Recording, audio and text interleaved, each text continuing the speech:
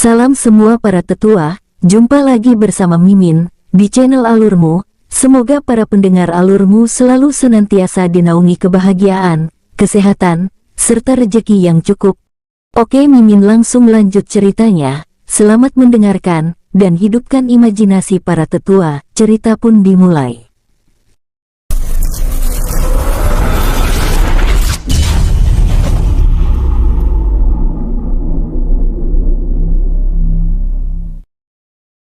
Inilah tingkatan kekuatan setengah dewa. Prajurit Dewa Perunggu 1-5 tingkatan.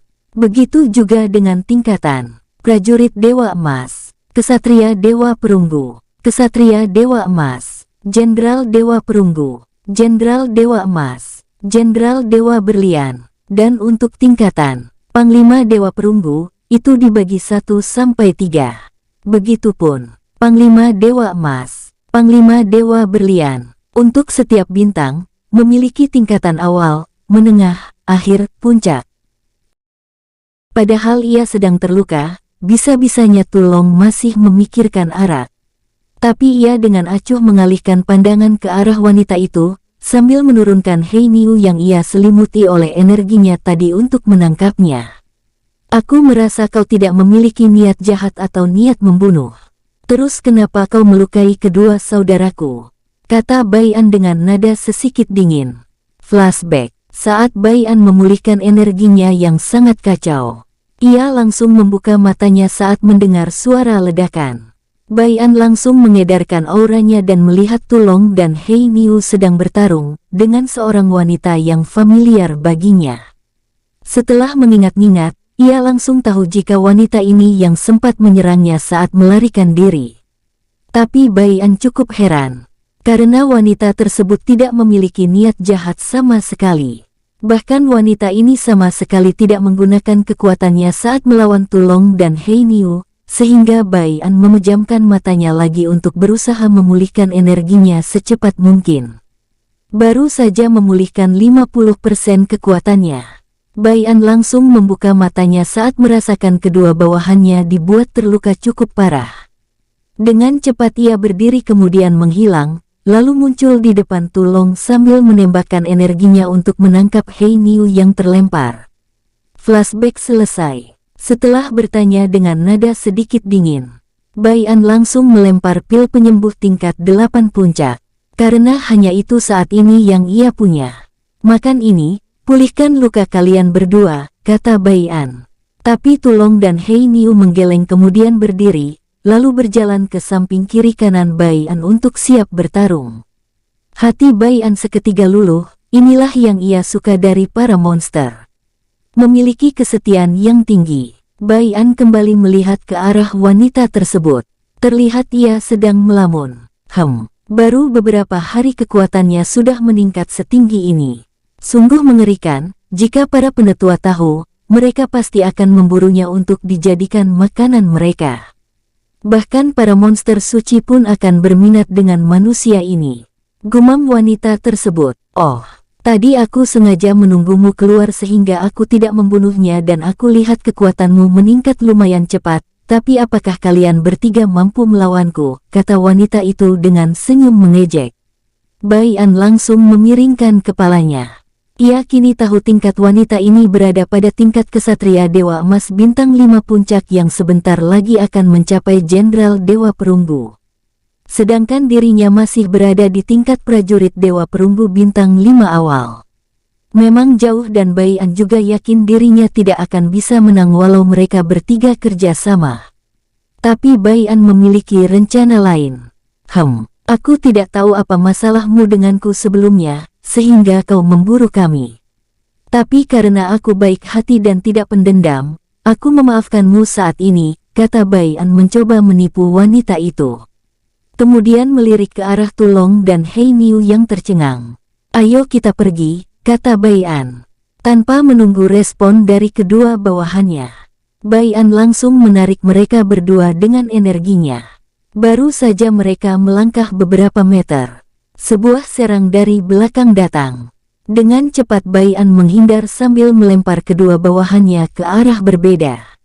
Bom, kau pikir bisa seenaknya pergi, kata wanita tersebut langsung muncul di samping Bai An. Karena perbedaan tingkat kultivasi, Bai An sedikit kurang jelas melihat gerakan wanita tersebut. Tapi Bai An mampu menghindari tangan wanita yang mengarah ke dadanya.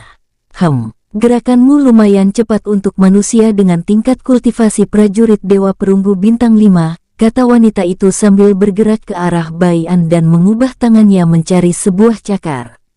Lalu mengayunkannya dengan santai. Bai An dengan cepat mengeluarkan pedangnya lalu ikut mengayunkan pedangnya sambil bergumam. Tebasan pengoyak langit tingkat 2. Bom. Saat kedua serangan beradu, Bai An dan wanita itu sama-sama mundur. Bai An juga tahu jika wanita tersebut hanya main-main, bahkan menurut Bai An, wanita itu bahkan belum menggunakan seperempat kekuatannya. Dengan cepat Bai An melempar sebuah bola kecil yang ia keluarkan dari cincin penyimpanannya. Melihat bola kecil yang dilempar ke arahnya, wanita itu langsung melambaikan tangannya menembak energi tak kasat mata. Bom! Asap keluar sangat banyak menutup area tersebut. Bai An yang memanfaatkan asap tersebut dengan cepat menarik kedua bawahannya lalu merobek ruang, kemudian masuk. Bai An melakukan ini dengan cepat karena ia merasakan beberapa monster yang sangat kuat datang menuju ke tempat mereka. Jika ia tidak cepat, ia bisa saja tertangkap. Wanita itu langsung mundur lalu melambaikan tangannya untuk menghilangkan asap sekelilingnya, tapi asap tersebut kembali mengepul di tempat tersebut. Dengan cepat wanita itu mengedarkan energi kesadarannya untuk merasakan di mana musuhnya. Tapi Bai An dan dua bawahannya telah menghilang. Hal itu membuatnya langsung kesal. Tak lama monster yang kesini adalah salah satu komandan beserta beberapa prajurit elit. "Nona, kemana mereka?" tanya komandan tersebut dengan bingung. Bingung melihat banyak kepulan asap di depannya. Wanita yang sedang kesal bertambah kesal saat mendengar pertanyaan dari komandannya. "Kau datang langsung bertanya, di mana sopan santunmu? Dan juga apa kau tidak lihat jika mereka melarikan diri menggunakan asap ini?" kata wanita tersebut sambil mengeluarkan auranya menekan mereka semua. "Sialan, gara-gara manusia itu melarikan diri dari kejaran Nona, kami yang menjadi tumbal kemarahannya. Aku menyesal datang di saat yang tidak tepat," gumam komandan tersebut mengutuk Bai An dan bawahannya. "Sudah, lebih baik kalian cari mereka. Tapi jangan dibunuh, karena aku belum selesai dengan mereka," kata wanita tersebut lalu menambahkan. "Ingat jika kalian tidak menemukannya, jangan pernah kembali." Tanpa menunggu jawaban, wanita itu langsung menghilang. "Kurang ajar, niat kesini mencoba menarik hati Nona, agar kita bisa naik pangkat. Malah berakhir seperti ini," teriak komandan tersebut dengan mata memerah. Karena wanita itu bukan jenderal sembarangan, walau kekuatannya paling rendah di semua jenderal monster, tapi kekuatan di belakang wanita tersebut sangat mengerikan. Itu karena ada 3 monster suci ada di keluarga wanita itu sehingga ia menjadi keluarga terkuat. Tepat di bawah kerajaan monster mempunyai 5 monster suci termasuk raja salah satunya. Kini komandan tersebut melihat para prajuritnya sedang memulihkan diri. "Ayo berangkat, kalian bisa memulihkan diri di perjalanan nanti. Kalian tahu apa yang terjadi jika kita tidak menemukan manusia itu bukan?" kata komandan tersebut. Mereka semua mengangguk. Tak lama mereka semua langsung pergi ke arah timur. Sedangkan di tengah gurun yang luas, keluar retakan, prak, prak, plar, wus. Bai An langsung muncul bersama Tulong dan Hei Niu. "Inikah yang kau maksud dengan rencana rahasia?" "Sungguh rencana yang sangat cemerlang," kata Hei Niu setelah muncul. Sambil menatap Tulong dan Bai An dengan mata berbinar-binar. Bai An tentu bingung apa yang dibicarakan Hei Niu. Berbeda dengan Tulong yang bangga pada diri sendiri karena ucapannya disanjung. Tentu saja, Tuan Muda selalu berpikir lebih dulu dengan matang saat bertarung. Jadi kau tidak akan menyesal mengikuti Tuan Muda. Malah kau merasa beruntung, kata Tulong dengan sombong. Hei Niu dengan cepat mengangguk-angguk seperti anak kecil. Bai An yang tidak paham, hanya diam.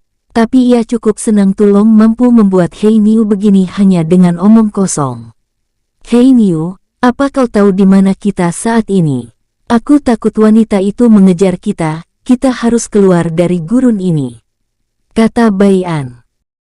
Ini, aku kurang tahu daerah gurun ini, karena wilayah gurun kematian sangat luas.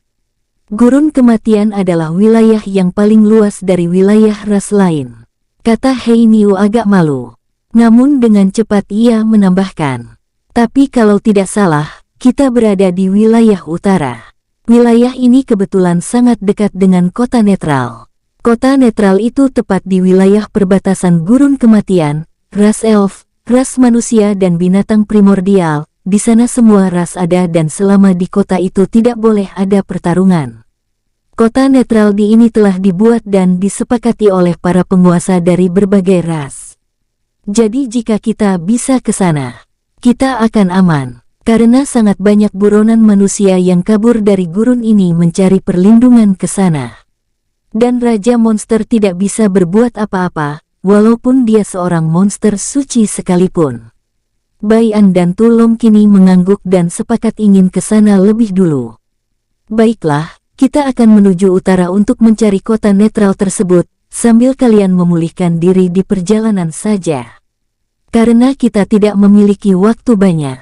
Aku takut mereka mengetahui keberadaan kita, lalu memanggil bantuan untuk mengejar kita, kata Bai An sambil melirik Tu Long dan Hei Niu. Mereka berdua tentu langsung mengangguk, lalu melesat dengan kecepatan pelan. Karena Tu Long dan Hei Niu, Bai An suruh menelan pil penyembuh yang tadi Bai An berikan dan mereka tidak sempat memakannya. Waktu terus berlalu, 5 jam kemudian. Bai An kini sedang melihat jika tidak jauh dari tempat mereka ada sekumpulan monster sedang membawa beberapa manusia yang dirantai dan dibawa paksa.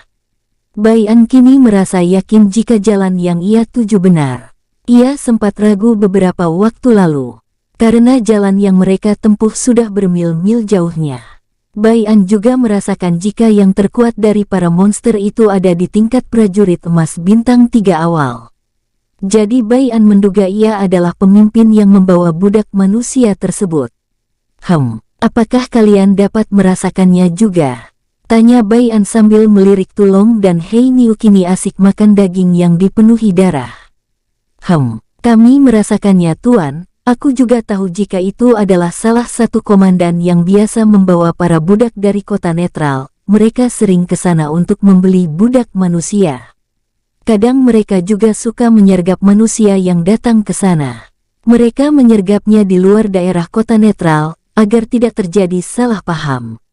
Jawab Hei Niu santai. Kenapa kau terlihat santai Hei Niu? Tanya Bai An penasaran. Bai An bertanya karena Hei Niu sama sekali tidak bersiaga atau bersiap-siap. Kalau Tu Long, Bai An sudah mengenalnya cukup lama. Jadi ia wajar dengan sikap Tu Long. Tapi berbeda dengan Hei Niu. Itu karena kata saudara Tuan sangat kuat dan selalu memiliki cara untuk melawan musuh. Jadi kenapa harus takut? Jawab Hei Niu santai. Wajah Bai An langsung jelek. Ia melirik Tu Long yang memandang ke arah lain. Kau ini mengajar saudaramu yang tidak-tidak. Mulai saat ini jatahmu akan, kata-kata Bai An langsung terpotong. Hehe, Tuan muda. Kau jangan begitu, aku akan memberikan kontribusi besar untukmu, kata Tu Long dengan cepat. Bai An langsung mengabaikannya. Bai An langsung memikirkan rencana untuk mendekati rombongan monster yang membawa para budak. Tak lama, Bai An langsung tersenyum. Dengan cepat ia mencari sebuah rantai di seluruh cincin hasil jarahannya selama ini dan menemukan rantai khusus budak, agar para monster tidak curiga. Hei Niu, Tu Long, kalian berdua menyamar jadi prajurit yang sedang mencari buronan. Dan anggap saja aku buronan yang telah melarikan diri, kata Bai An memasang rantai tersebut di leher dan tangannya. Hei Niu dan Tu Long langsung mengerti. Dengan cepat Hei Niu mengeluarkan 2 baju prajurit elitnya lalu memberikan satu kepada Tu Long. Setelah memakai pakaian prajurit elit khusus monster, mereka berdua langsung melesat sambil membawa Bai An yang kini sengaja merobek-robek pakaiannya agar terlihat seperti seorang budak. Wos. Siapa di sana? teriak salah satu prajurit sambil mengeluarkan sebuah pedang. Tapi saat ia melihat dua prajurit elit, ia langsung diam. Apalagi dua prajurit elit tersebut, salah satunya ia kenal. Dengan cepat ia maju lalu memberi hormat kepada Hei Niu. Komandan prajurit yang masih berada di dalam kereta langsung keluar dengan sombong. "Apakah dia budak yang melarikan diri?" tanya komandan itu sambil melirik ke arah Bai An dengan tatapan meremehkan. "Benar Komandan Elang, dia salah satu yang berhasil kami tangkap. Masih ada dua lagi, tapi mereka bukan budak, melainkan buronan jenderal sang pembantai," jawab Hei Niu. Seketika komandan tersebut maju, lalu berbisik kepada Hei Niu. "Apa dia yang beberapa hari lalu tiba-tiba muncul bersama satu monster yang tidak kita kenal?" "Benar. Tapi ada satu monster lagi yang menjadi pengkhianat," kata Hei Niu tersenyum santai. "Siapa?" tanya komandan tersebut penasaran. Ia tidak menyadari Tulong sedang pergi sengaja membawa Bai An. "Kesini," aku bisikan, kata Hei Niu sengaja melihat kiri kanan. Dengan cepat telinga komandan tersebut mendekat ke arah mulut Hei Niu. Crash! Tepat saat komandan itu fokus ingin mendengar, ia tidak sadar jika jantungnya telah ditusuk.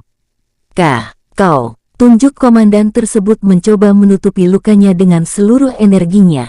Tapi tidak bisa. Bom!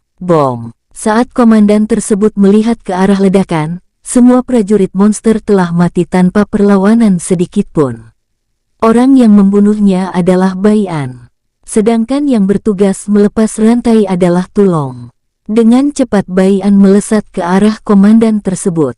Kemudian mengayunkan pedangnya ke arah kepala komandan tersebut.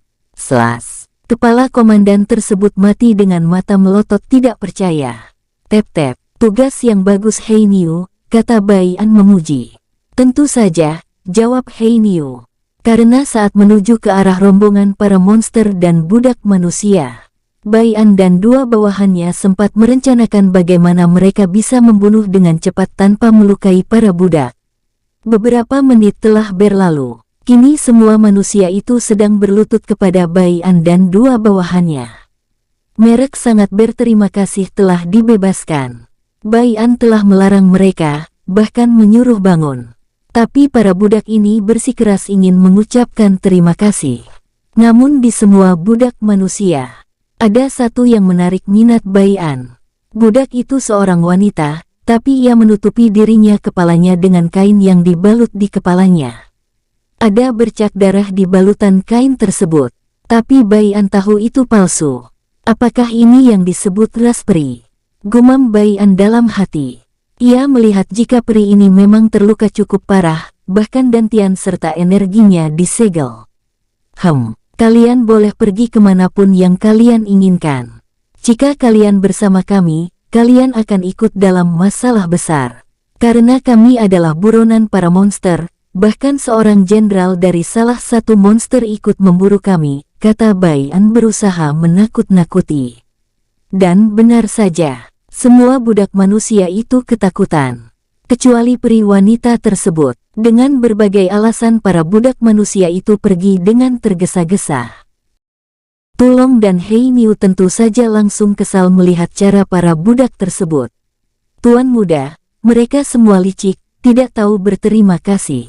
Setelah tahu kita menjadi buronan, mereka semua melarikan diri dengan berbagai alasan.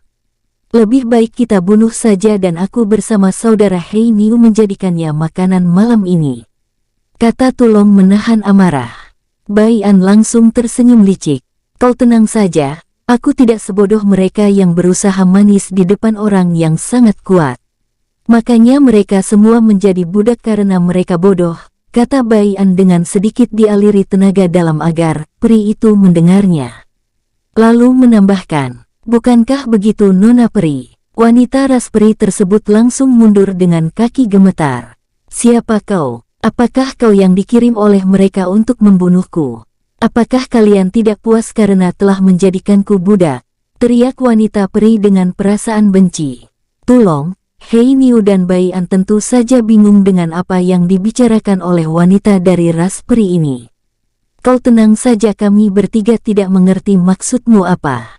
Mengenalmu saja tidak," bahkan ini pertama kalinya aku melihatmu," kata Bai An mencoba menenangkan wanita ras peri tersebut. Mata wanita ras peri itu bersinar sesaat dan wanita tersebut langsung tahu tidak ada unsur kebohongan dari Bai An. Tapi ia tetap waspada. Namun tidak seperti tadi. Melihat wanita ras peri itu sudah mulai tenang, Bai An langsung melemparkan satu butir pil penyembuh tingkat 8 awal. "Telan itu untuk menyembuhkanmu lalu pergilah dari sini," kata Bai An lalu melirik Tulong dan Hei Niu. Saat Bai An ingin melesat, Hei Niu tiba-tiba berteriak, "Tunggu dulu, apa Tuan tidak ingin mengambil inti monster itu?" kata Hei Niu menunjuk komandan yang Bai An bunuh. Bai An langsung mengerut. "Aku kira hanya binatang spiritual ke atas saja yang memiliki inti monster," kata Bai An langsung pergi membelah tubuh komandan tersebut. Ia langsung melihat inti monster yang cukup besar berwarna merah terang. Bai An dapat merasakan energi yang sangat besar tersimpan di dalamnya. "Jika begini aku bisa meningkatkan kekuatanku lebih cepat lagi. Karena Xiaer bilang saat aku menembus setengah abadi, aku membutuhkan banyak sumber daya hanya untuk meningkatkan satu tahap," gumam Bai An kini bersemangat. "Hei Niu, apakah monster yang mencapai setengah abadi atau setengah dewa saja yang mempunyai inti monster?" tanya Bai An. "Tentu, tapi untuk prajurit dewa emas ke bawah, sangat jarang mampu menumbuhkan inti mereka. Kebanyakan kesatria dewa ke atas saja," jawab Hei Niu. Mendengar itu, dengan cepat Bai An membelah para monster yang ia bunuh. Namun ia hanya mendapatkan 3 inti monster saja. Setelah itu ia langsung memasukkan inti monster tersebut ke dalam cincin penyimpanannya. Bai An langsung mengajak Tulong dan Hei Niu pergi, karena jika berlama-lama, jejak mereka akan tercium oleh musuh. Dengan cepat mereka melesat ke arah utara, tapi mengambil jalan berbeda. Dengan dipimpin oleh Hei Niu. Kini Hei Niu telah tahu gurun di sekitar daerah sini. Jadi ia memberitahukan jalan teraman. 1 jam mereka melesat. Bai An, Tulong dan Hei Niu langsung berhenti lalu membalikkan badannya. "Mengapa kau mengikuti kami?" tanya Bai An memiringkan kepalanya sambil tersenyum tipis, tapi tidak dapat dilihat oleh wanita dari ras peri itu. Itu karena jalan kita searah," kata wanita peri itu agak tergagap. Jalan lain masih banyak. Aku tahu kau mengikuti kami, jika kau tidak memiliki alasan yang bagus, maka kami pergi dengan kecepatan penuh meninggalkanmu. Tapi jika kau memiliki alasan yang bagus, kami akan membawamu," kata Bai An dengan santai.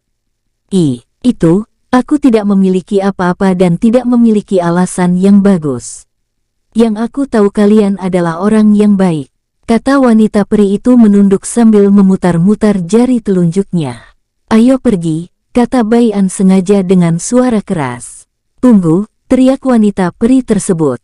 "Apa lagi?" tanya Bai An dengan sengaja kesal.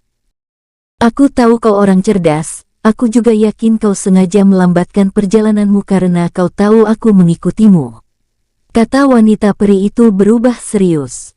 Ia tidak memiliki pilihan lain selain mencoba peruntungan mempercayai Bai An. "Kau bisa menjadikanku budakmu seperti mereka berdua. Aku lihat kau sangat baik terhadap budakmu, kau berbeda dengan para majikan yang memperlakukan budak mereka dengan kasar," kata wanita peri tersebut mencoba sebaik mungkin bicara. Aku kira kau pintar, tapi masih saja membohongiku dengan bodohnya kau berpura-pura polos," kata Bai An membalikkan badannya. Baiklah, aku salah satu peri suci yang dijebak, kemudian kultivasiku disegel," kata wanita peri itu kemudian menceritakan semuanya dengan wajah sedih. Terlihat ia sangat ahli menyembunyikan dendamnya. Tapi Bai An tidak memperdulikan itu. Dengan senyum menyeringai tipis Bai An langsung bertanya, "Berarti kau pasti menyembunyikan hartamu di suatu tempat bukan?" Wanita peri itu langsung menggertakkan giginya menahan marah. Ia sudah tahu jika ini akan terjadi. Dengan cepat ia membalikkan badannya pergi. Tulong dan Hei Niu ingin mengejar, tapi langsung dihentikan oleh Bai An. "Wanita ini sangat licik dan kuat. Jika aku membuka segel kultivasinya, maka..." Segel budak yang aku pasang dengan mudah dihancurkan jika kekuatannya pulih. Kata Bai An kemudian menambahkan, jika ia licik, maka kita harus melawannya dengan lebih licik lagi. Ayo pergi, aku yakin ia akan mengejar kita karena dalam keadaan terpaksa. Tanpa menunggu jawaban kedua bawahannya, Bai An langsung melesat kemudian Tu Long dan Hei Niu langsung menyusul. Dalam hatinya Bai An berkata, wanita peri itu harus diwaspadai jika ia menjadi bawahanku. Bai An yakin 100% jika wanita ini pasti akan menjadi pengikutnya, tapi ia tidak tahu bertahan berapa lama. Dan Bai An memikirkan segala kemungkinan yang terjadi jika wanita peri itu nanti menjadi bawahannya. Sedangkan wanita peri yang bernama Jingling itu muncul di salah satu pohon yang telah kering. Ia sengaja pergi agar Bai An mengejarnya, tapi tidak ia sangka jika Bai An pergi begitu saja. Rubah kecil ini lebih licik dari yang aku duga. Apa aku harus mengalah lebih dulu, agar aku bisa membalas dendam kepada mereka yang telah membuatku begini, gumam Jingling. Jingling juga merasa berhutang budi dengan Bai An karena telah menyelamatkannya.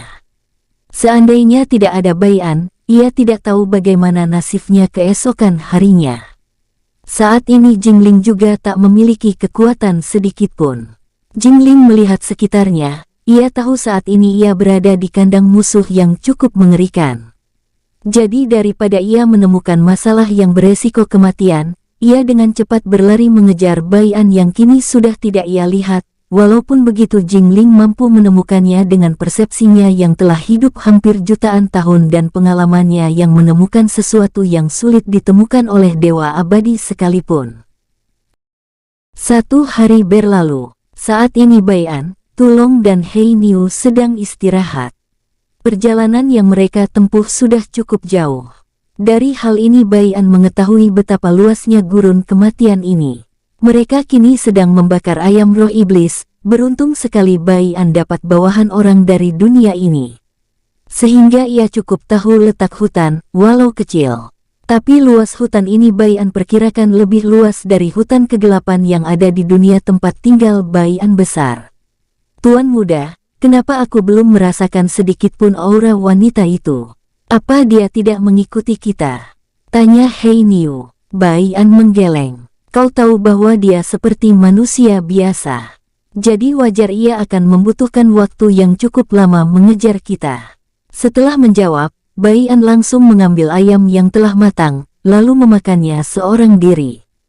Setelah makan, mereka bertiga minum arak sambil mengobrol tentang dunia ini lebih jauh lagi.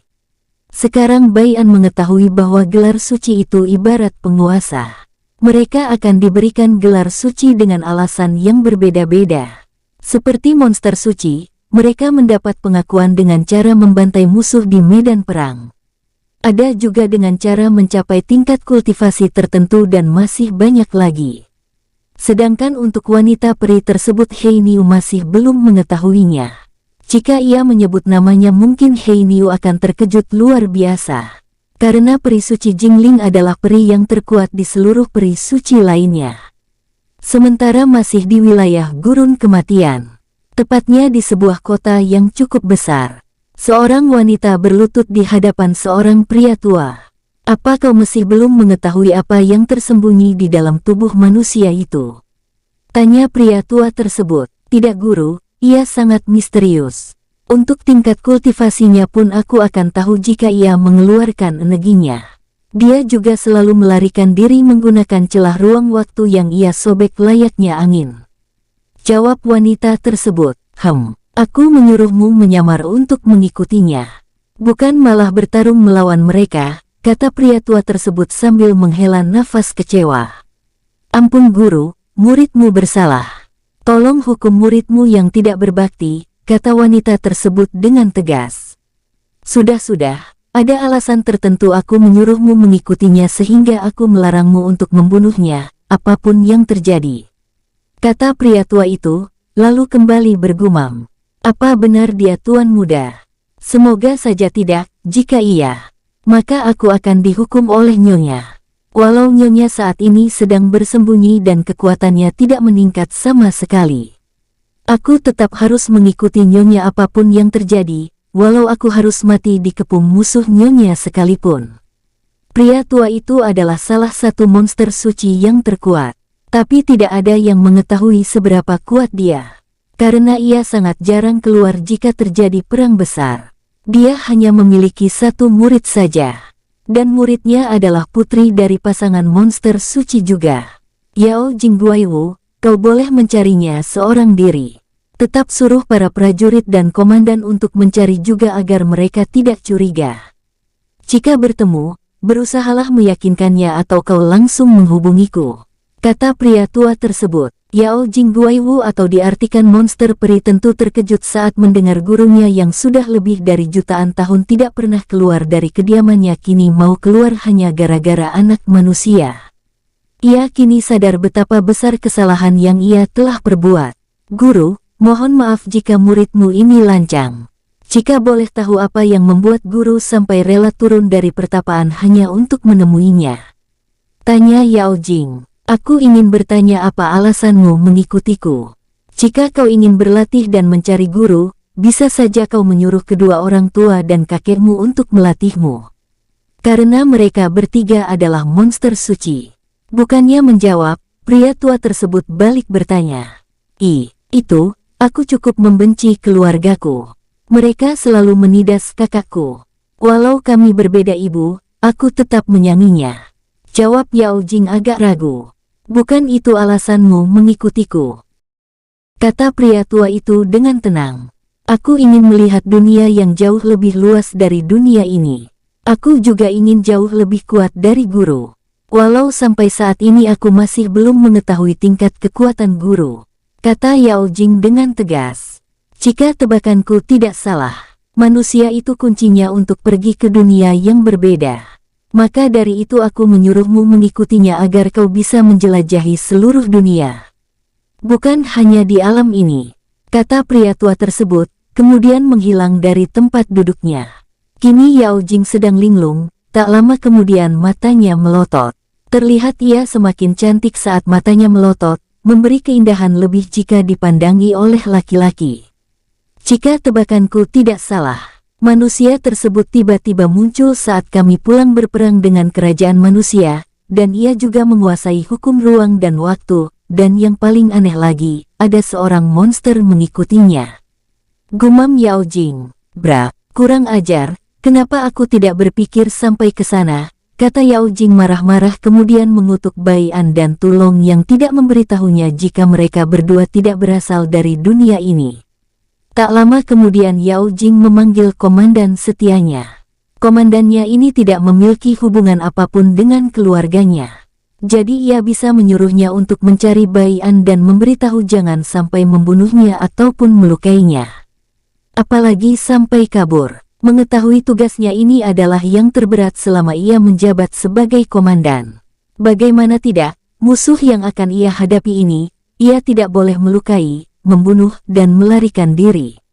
Jadi ia harus bagaimana? Dengan perasaan berat hati, komandan tersebut pergi bersama dua prajurit elitnya. Karena ia hanya diberi izin membawa paling banyak dua prajurit. Untuk Yao Jing, ia kini melesat ke arah kediaman yang sangat besar. Itu tidak seperti kediaman, melainkan istana. Tep-tep. Setelah sampai, ia langsung berjalan masuk menuju kediamannya. Di tempat Bai An, kini ia berencana mencoba menyerap inti monster tersebut, sambil menunggu Jingling datang, karena Bai An cukup kasihan terhadap wanita peri tersebut.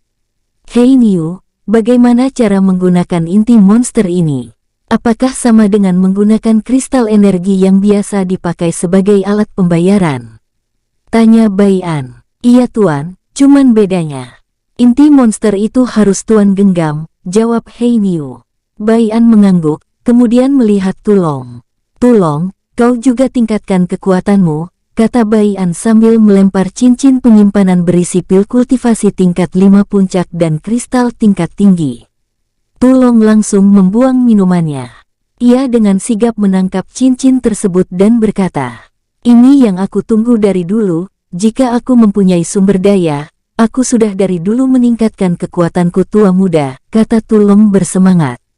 Saat Tulong melihat isinya yang sangat banyak, ia tidak serakah, dengan cepat ia membagikannya kepada Hei Niu juga. Bai An yang melihat itu langsung tersenyum senang. Bai An sengaja memberikan lebih hanya untuk melihat apa yang dilakukan Tulong. Dan pikiran Bai An memang tidak sia-sia. Cukup aku saja yang serakah, kalian tidak perlu mengikutiku jika masalah harta dan sumber daya, gumam Bai An sambil tersenyum dalam hati. Setelah itu mereka bertiga langsung mencari posisi yang nyaman untuk mereka masing-masing berkultivasi. 3 hari berlalu dengan cepat. Saat ini yang pertama kali selesai berkultivasi adalah Bai An. Aku tidak tahu berapa lama aku menyerap inti monster ini. Yang pasti sudah lebih dari 1 hari, gumam Bai An. Ia tidak habis pikir bahwa inti monster tersebut mengandung energi yang sangat berlimpah. Tapi kekuatan Bai An hanya meningkat 1 bintang saja, yaitu prajurit Dewa Emas bintang 1 awal.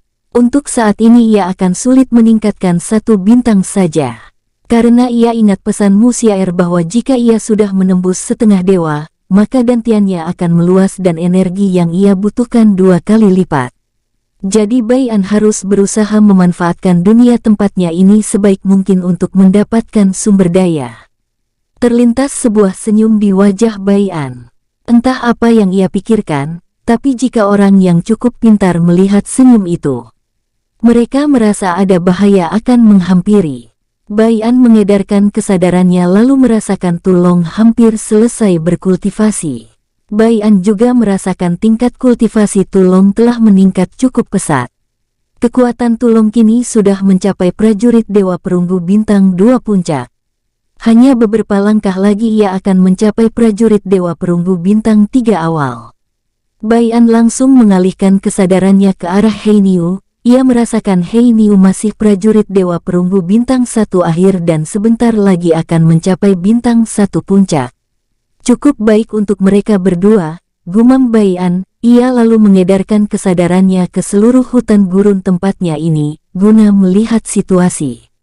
Bai An langsung menemukan Jingling kini sedang kelelahan, ia terlihat sangat kelaparan. Berjalan pun ia sempoyongan. Semangat hidup yang kuat, gumam Bai An langsung menghilang. Wos, Bai An seketika muncul tidak jauh di depan Jingling sambil tersenyum hangat. Apakah kau butuh bantuan? Tanya Bai An seperti anak polos. Jingling yang mengerti kata-kata Bai An kembali menggertakkan giginya. Budak ini menyambut tuan muda, kata Jingling lalu ingin berlutut. Tapi ia merasakan aura hangat menyelimuti seluruh tubuhnya. Seketika ia kembali segar dan tidak merasakan rasa lapar lagi. Terlebih lagi Jingling merasakan kakinya tidak diizinkan untuk berlutut. Cukup satu yang kau tahu Nona Peri, jika kau menjadi pengikutku. Kita adalah saudara dan aku benci jika saudaraku berlutut kepada siapapun itu. Lebih baik mati daripada harga diri hancur, kata Bai An dengan jujur dan tulus. Jingling langsung mengangguk. Ia tidak menduga di balik kelicikan pemuda di depannya ini, ia memiliki kasih sayang terhadap keluarganya.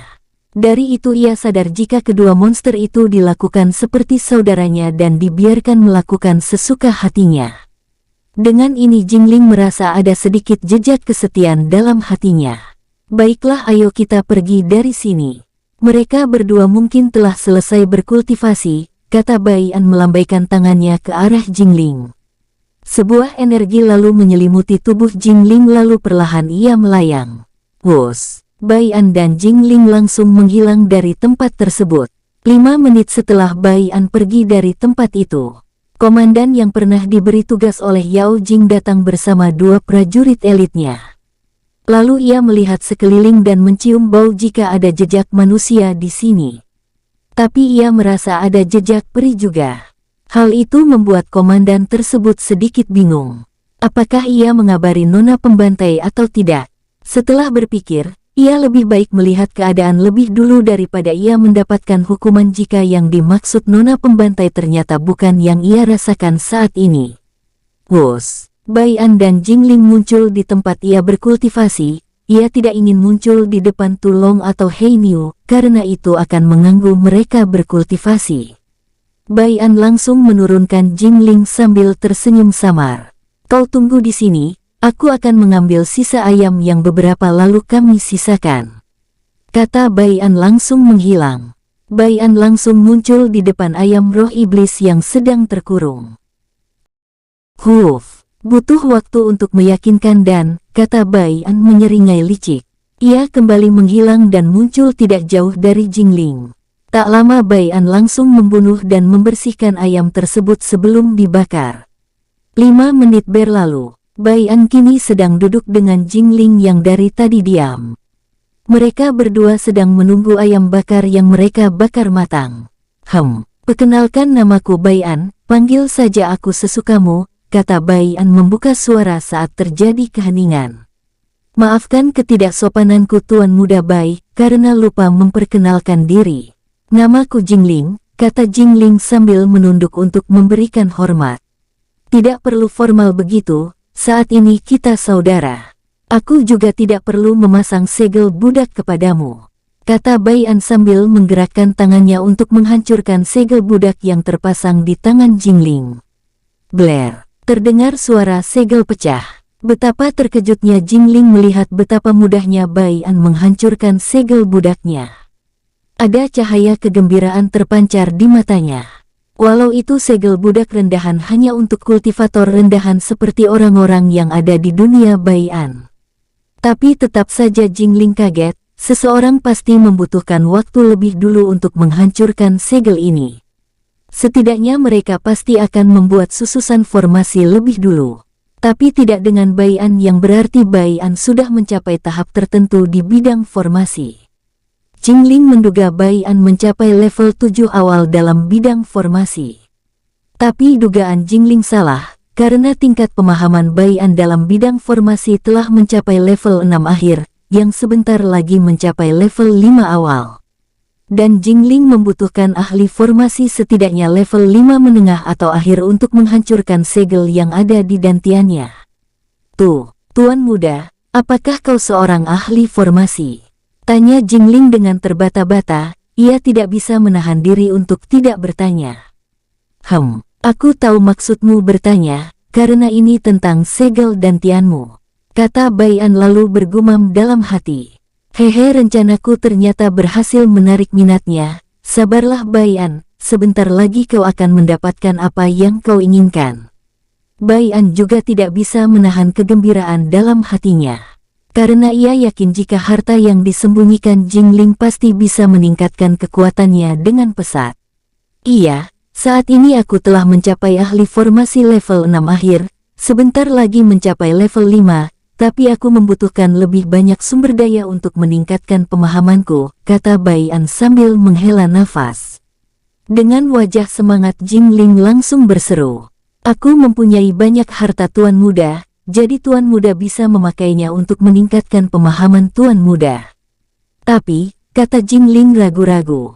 Bai An melambaikan tangannya. Dari pertama aku bertemu denganmu dan meminta sumber dayamu itu aku sudah berniat menghancurkan segel yang ada di dalam dantianmu, tapi caraku salah kemarin, kata Bai An dengan tenang. Jingling mengangguk mengerti, tapi bukan itu yang ia pikirkan. Melainkan tempat di mana Jingling menyembunyikan hartanya adalah tempat salah satu paling bahaya di dunia ini. Ada apa? Tanya Bai An heran. Itu, aku menaruh seluruh hartaku di tempat yang cukup berbahaya. Karena di sana ada salah satu raja binatang roh iblis, aku sering menghajarnya saat aku datang dan menyuruhnya menjaga tempat itu. Jadi jika aku datang ia pasti tidak mau bekerja sama atau tunduk kepadaku karena kondisiku ini. Terlebih lagi ia sudah menghafal auraku, kata Jingling tertunduk lesu. Bai An mengangguk-angguk tanda paham. Tidak ada jejak kekecewaan terlihat di wajahnya. Melainkan kini ia sedang tersenyum. Ingin menakut-nakutiku, agar aku tidak ingin ke sana. Malah sebaliknya, aku merasa beruntung karena Raja Binatang Roh Iblis adalah salah satu harta bagiku, gumam Bai An dalam hati. Bai An tahu jika Jingling terlihat sangat polos dan jujur saat bicara tadi, dan tidak terlihat ada sedikit pun maksud lain dari ucapannya, namun Bai An dapat menangkap maksud Jingling. Rubah tua yang sangat licin, gumam Bai An sambil tersenyum ke arah Jinglin. Tidak apa-apa, kau tidak perlu takut. Karena saat ini kita fokus ke kota netral terlebih dahulu, untuk meningkatkan kekuatan dengan mencari beberapa sumber daya di sana. Baru kita ke tempat kau menyimpan hartamu, kata Bai An dengan tenang. Apa yang direncanakan anak ini? Gumam Jingling dalam hati. Anak ini sungguh jeli, aku yakin ia merencanakan sesuatu. Aku harus mencari tahunya, gumam Jingling kembali dalam hatinya.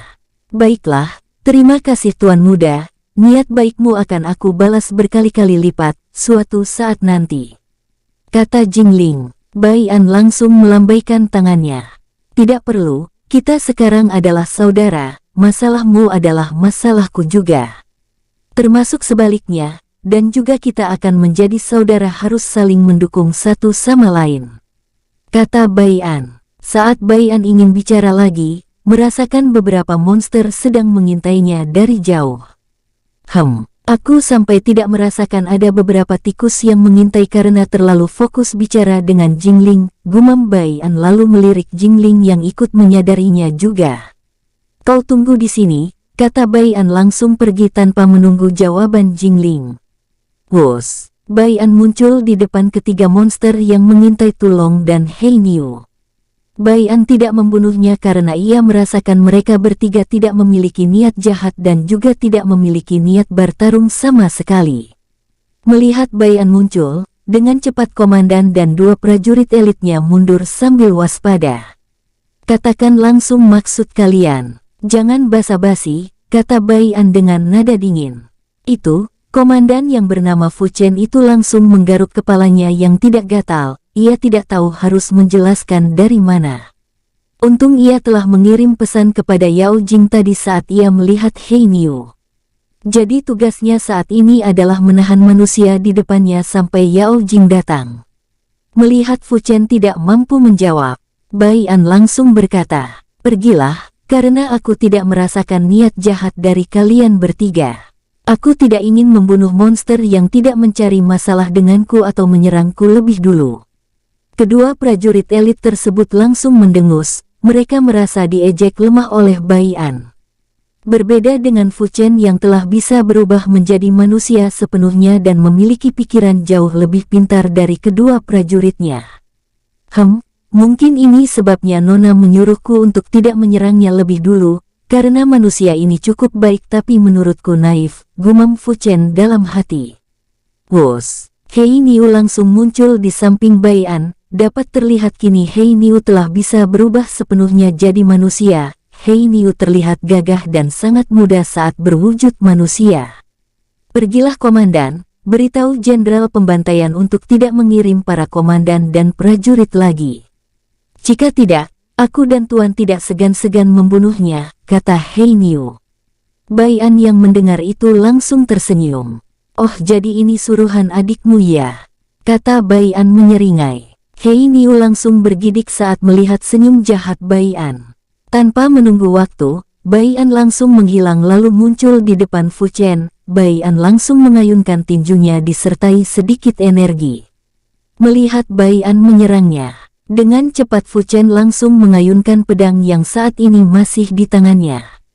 Brak, terdengar suara pedang tersebut langsung retak lalu tangan Bai An tetap melaju ke wajah Fu Chen. Bom! Fu Chen langsung terlempar begitu saja. Hei Niu juga tidak mau ketinggalan. Karena Bai An adalah tuannya, ia juga harus membunuh kedua prajurit tersebut. Dengan cepat Hei Niu mencoba kekuatan barunya. Ia muncul di depan salah satu prajurit lalu mengubah tangannya menjadi monster yang terlihat seperti kaki banteng. Mati, teriak Hei Niu. Prajurit tersebut yang terlambat menyadari serangan tiba-tiba Hei Niu hanya bisa menyilang tangannya disertai menggunakan seluruh energinya untuk menangkis tinju Hei Niu. Tangan Hei Niu langsung meluncur menghancurkan kedua tangan prajurit tersebut hingga remuk lalu mengenai wajahnya. Bom! Prajurit monster elit tersebut langsung mati seketika. Karena perbedaan tingkat kultivasi juga membuat Hei Niu begitu mudah membunuhnya. Hei Niu lalu melirik ke salah satunya lagi. Ia melihat kini prajurit tersebut mengganas dan telah berubah menjadi monster seutuhnya. "Haha, ayo marah dan serang aku," teriak Hei Niu seperti orang gila. Bai An yang melihat itu hanya menggelengkan kepalanya setelah ia kembali sambil menyeret Fu Chen tersebut yang kini babak belur oleh Bai An. "Hei Niu, jangan bunuh dia, kau cukup menghajarnya saja," kata Bai An langsung pergi sambil menyeret Fu Chen. Hei Niu langsung merubah seringainya menjadi senyum hangat lalu mengangguk patuh kepada Bai An. "Tentu tuan," jawab Hei Niu lalu melesat ke arah prajurit tersebut. Bai An kini sedang menuju ke arah Jingling dan saat ia sampai, ia melihat Tulong kini telah berubah juga menjadi manusia botak. Ia terlihat lucu sehingga membuat Bai An tidak dapat menahan diri untuk tidak tertawa. "Hahaha, apakah ini wujud manusiamu Tulong? Kenapa kau sangat jelek? Aku menyesal telah membawamu jika begitu," kata Bai An sengaja mengejek Tulong. Tulong sama sekali tidak marah, melainkan membalas dengan bangga. "Aku begini dari lahir, walau aku tidak tampan. Tapi aku percaya diri bisa menundukkan 1000 wanita cantik." Ha. Wajah Bai An yang tadi tertawa langsung berkedut-kedut. Saat melihat rasa percaya diri Tulong, Bai An langsung menggelengkan kepalanya. Memiliki Tulong yang mempunyai sifat seperti ini, Bai An sudah kerepotan minta ampun. Tapi di balik itu ia juga merasa beruntung. "Siapa dia tuan muda?" tunjuk Tulong ke arah Fu Chen. "Mata-mata wanita yang menghajarmu beberapa waktu lalu," kata Bai An santai. Tulong langsung berdiri. Bai An langsung tertegun saat melihat tinggi Tulong yang mencapai 2 meter lebih. Terlebih otot-ototnya sangat kekar. Tuan muda, kekuatannya lebih tinggi 1 bintang dariku. Apakah boleh mencobanya? Hitung-hitung melatih kekuatan baru," kata Tulong. Tingkat kultivasi Tulong kini telah mencapai prajurit Dewa Perunggu bintang 3 awal dan Fu Chen prajurit Dewa Perunggu bintang 4 awal. Untuk Hei Niu ia telah berada di prajurit Dewa bintang 1 puncak. Bai An langsung melirik Fu Chen yang kini hanya menunduk. Ia tahu Fu Chen tidak memiliki niat bertarung dan seperti menunggu sesuatu. "Tunggu dia sembuh lebih dulu, lalu ajaklah dia. Jika dia tidak mau, aku akan langsung membunuhnya," kata Bai An untuk memancing Fu Chen. Apakah tebakannya benar ia sedang mengulur waktu? Dan benar saja, Fu Chen langsung mengangkat kepalanya.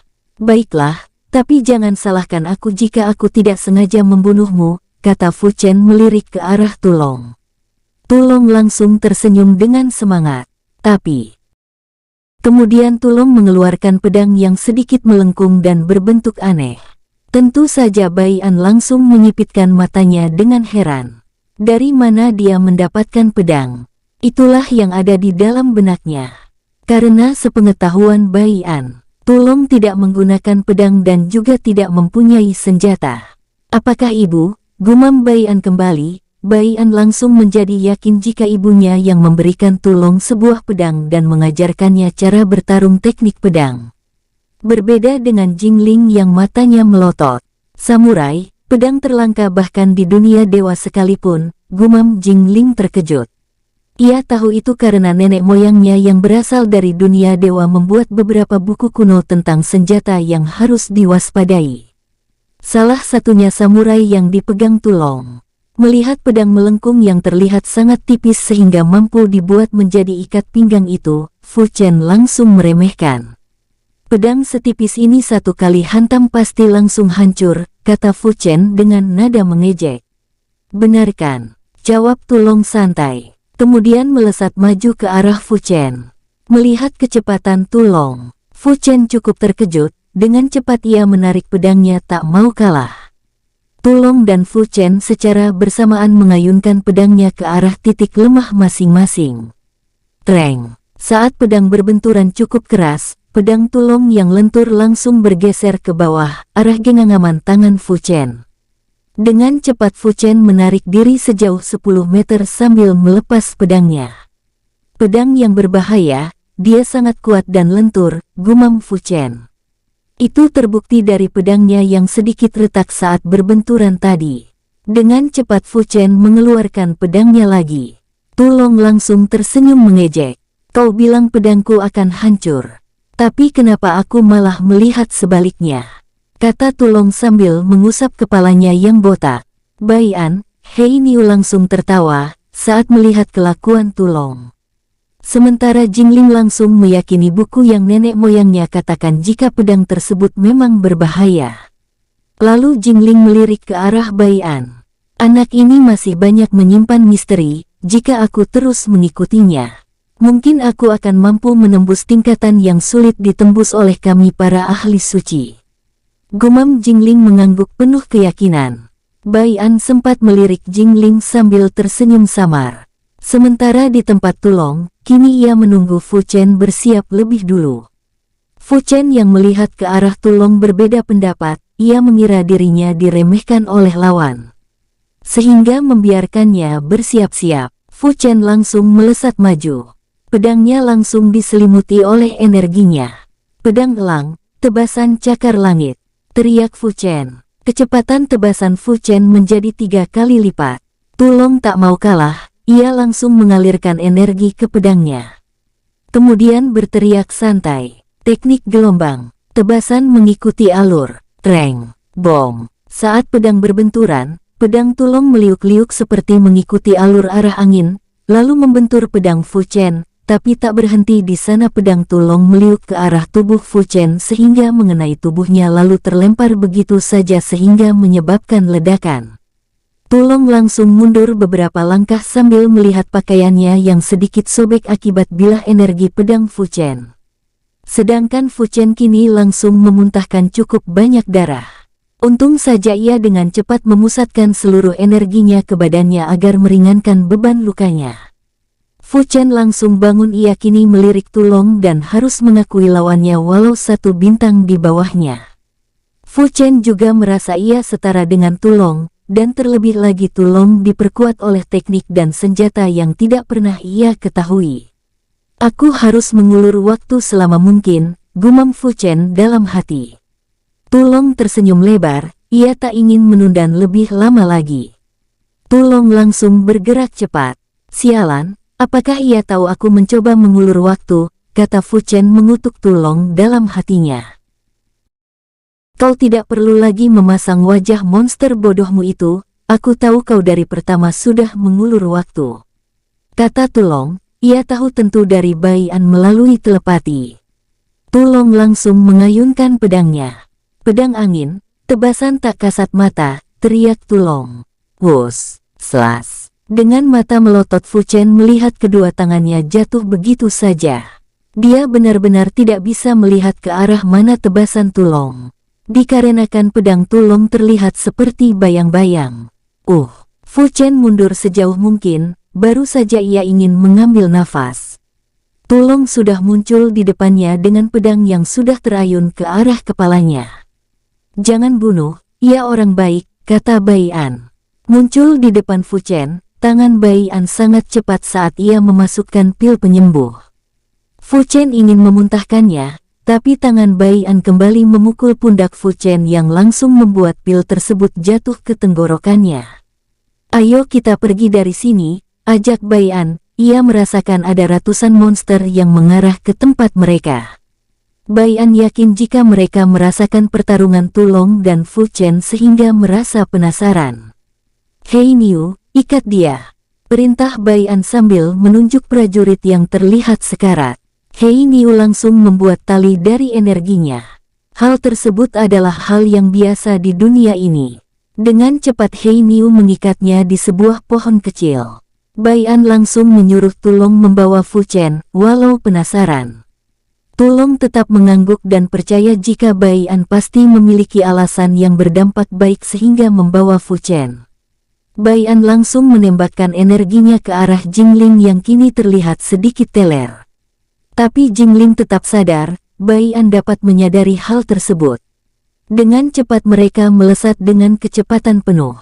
Tak lama, 10 komandan dan 300 monster datang dengan berbagai tingkatan.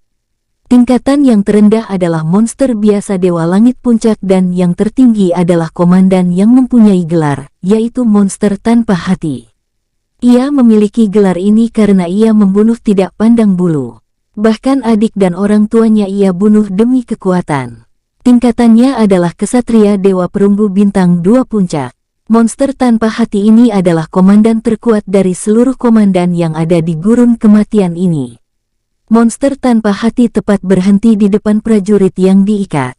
Tanpa menghiraukan keadaan prajurit tersebut, ia langsung bertanya, "Di mana manusia itu?" Prajurit tersebut langsung terkekeh kecil lalu mendengus dingin. "Apa Jenderal Darah yang menyuruhmu?" "Ciuh, Nona pembantai kami sudah lebih dulu mengincarnya," kata prajurit tersebut kemudian tertawa mengejek dengan lantang. "Ha, ha, ha, ha, crash, bro." Kepala prajurit tersebut langsung terjatuh. Monster tanpa hati langsung melihat ke arah mana jejak manusia tersebut. Tapi ia tidak bisa merasakannya, karena saat Bai-an bergerak, ia langsung menghapus jejaknya. "Komandan Tanduk, cium ke arah mana bau mereka," perintah monster tanpa hati. Tanpa melawan atau membantah, Komandan Tanduk langsung mengangguk lalu menciumnya. Tak lama ia langsung menunjuk ke arah utara. Kota netral. Manusia ini ingin melarikan diri ke kota netral, gumam monster tanpa hati. "Ayo cepat kita potong jalannya lewat sini. Jangan sampai ia masuk kota," teriak monster tanpa hati.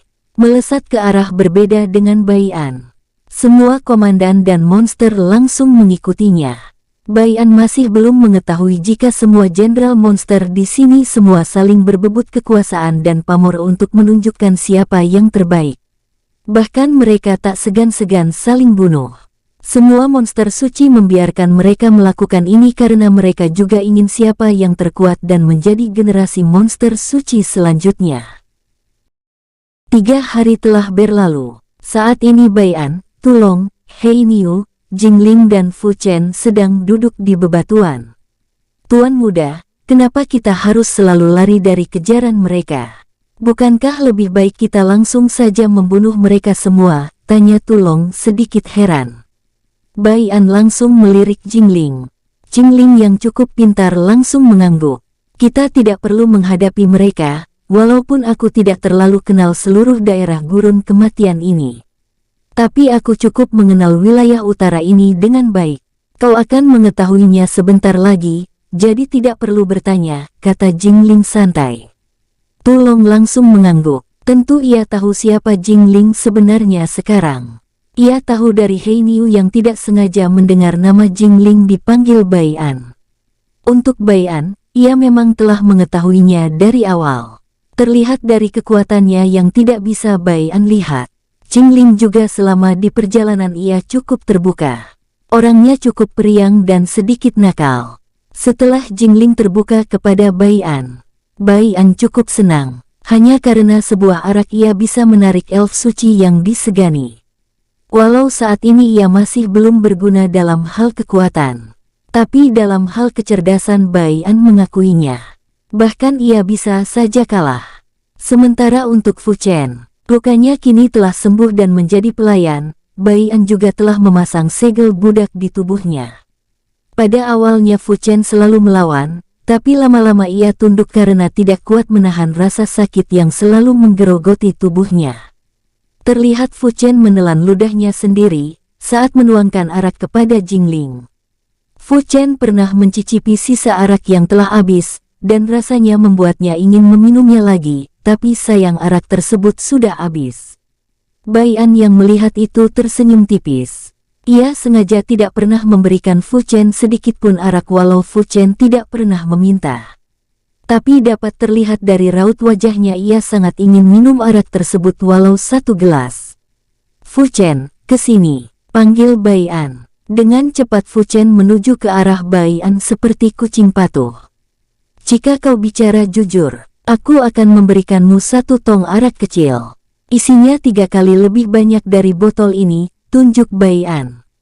Fu Chen seketika ragu. Jika ia memberitahu semuanya, ia pasti akan merasa bersalah.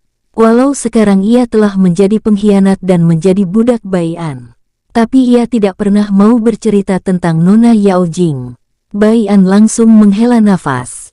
Ia cukup kagum dengan kesetiaan Fu Chen, hanya mati satu-satunya jalan kalau ia dipaksa bicara. Baiklah, tidak usah bicara tentang yang aku tanyakan dulu. Cukup kau katakan apa maksud wanita itu mengirimmu. Tanya Bai An mencoba meringankan beban Fu Chen. Aku hanya disuruh untuk melihat Tuan saja. Aku ditugaskan hanya untuk memantau dan jangan bertarung melawan Tuan. Jika Tuan terluka, aku akan mendapatkan hukuman, kata Fu Chen jujur. Bai An melirik Jingling yang matanya masih bersinar. Tak lama Jingling mengangguk.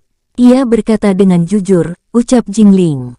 Bai An langsung melemparkan tong berisi arak ke arah Fu Chen. Dengan sigap Fu Chen menangkap arak tersebut dengan senyum bahagia. Tulong, Hei Niu dan Jingling langsung maju ke arah Fu Chen. Apa? Tanya Fu Chen mendengus kesal. Sebagai saudara harus saling berbagi, kata Tulong santai sambil menodongkan gelas besarnya ke arah Fu Chen. Fu Chen langsung memasang wajah jelek. Saat aku meminta kalian bertiga sangat pelit, kata Fu Chen menyembunyikan araknya di dekapan tangannya. Itu karena Tuan Muda melarang kita memberikanmu, jawab Jingling menaik-naikkan kedua alisnya secara bergantian. Benar. Dulu aku kenal kau orang yang suka berbagi, apalagi kepada monster tingkat rendah. Tapi kenapa sekarang kau begitu pelit? Hei Niu ikut menekan Fu Chen. Mereka bertiga terus mendesak Fu Chen untuk berbagi. Hingga dengan perasaan berat Fu Chen langsung membagikannya kepada mereka bertiga. Sedangkan Bai An langsung terkekeh kecil. Korban arak, memang mengerikan, gumam Bai An. Malam harinya, Bai An dan yang lainnya kini telah melesat, tadi setelah makan dan minum-minum di bebatuan. Mereka semua melanjutkan perjalanan. Bai An langsung menghentikan langkahnya saat Jingling menyuruhnya berhenti. Bai An juga melihat tembok yang sangat tinggi tidak jauh dari tempatnya. Wow, inikah yang dimaksud kota netral? Temboknya sangat tinggi, teriak Tulong bersemangat. Bai An mengabaikan tindakan Tulong. Ia melirik ke arah Jingling. Markas para binatang spiritual ada di sana. Mereka dipimpin oleh binatang primordial surgawi yang cukup benci dengan monster. Kekuatannya pun cukup tinggi, kata Jingling menunjuk di luar tembok. Tentu Bai An heran. Menyadari hal tersebut Jingling langsung menjelaskan jika mereka sengaja membuat markas tersembunyi di sana karena tidak ingin terlibat masalah yang telah ditetapkan di kota netral. Jika mereka membunuh di luar kota netral, maka pihak kota netral akan lepas tangan. Dan juga Jingling pernah menjelaskan saat di perjalanan saat mereka keluar dari hutan. Untuk memancing para monster tersebut ke markas musuh bebuyutan mereka. Tentu Bai An menanggapi dengan senang, karena tanpa perlu bertarung ia bisa menikmati hasilnya. Maka dari itu mereka meninggalkan jejak di arah berbeda, agar mereka dikejar melalui jalan berbeda yang lebih dekat. Beberapa saat Bai An langsung merasakan aura segerombolan monster sekitar berjarak 2 kilometer. Bai An langsung melirik Tulong, Hei Niu dan Fu Chen. Jika kalian bisa membuat onar di markas binatang surgawi ini, dan tugas kalian sukses, maka aku akan memberikan masing-masing satu kendi arak besar, kata Bai An. Dengan wajah membara mereka bertiga langsung bergegas ke arah yang telah ditunjuk oleh Jingling tadi tanpa menunggu instruksi dari Bai An terlebih dahulu. Tentu Bai An cukup kesal melihat tingkah mereka. Tapi apa boleh buat, Jingling, apa kau tahu di tingkat berapa pemimpin binatang surgawi ini? Tanya Bai An sambil menembak energi ke tubuh Jingling kemudian ikut mengejar Tulong dan dua saudaranya. Jika aku tidak salah, Kesatria Dewa Emas Bintang 2 Puncak, itu dulu. Tapi sekarang aku tidak tahu, jawab Jingling santai. Bai An tentu langsung tersenyum saat mendengar hal tersebut. Kau memang yang terbaik Jingling, kata Bai An. Mendengar kata-kata sanjungan itu, Jingling tidak berbangga diri. Melainkan matanya melotot seperti memelas meminta sesuatu ke arah Bai An. Bagianmu sudah ku berikan. Tapi jika kita mendapat hasil yang memuaskan dari hasil jarahan nanti, aku akan memberikan kau bagian paling banyak dari mereka bertiga, kata Bai An. Wajah Jingling langsung tersenyum bahagia. Dengan cepat Jingling berkata, kau tenang saja, rencanaku ini pasti akan berhasil, kata Jingling dengan percaya diri. Saat Bai An melihat markas yang cukup tersembunyi ini, ia langsung mendengar suara ledakan. Bom, bom, duar. Tak berapa lama Tulong, Hei Niu dan Fu Chen kembali dengan senyum bahagia. Baru saja mereka kembali, sebuah aura beserta teriakan terdengar keras. Monster sialan, berani sekali kau menyerang markasku. Akan kubunuh kau. Dengan cepat Bai An menyuruh Tulong, Hei Niu, Fu Chen mengikutinya ke arah segerombolan monster yang kini bersambung. Sampai ketemu di episode selanjutnya. Semoga kalian semua selalu terhibur, dan terima kasih.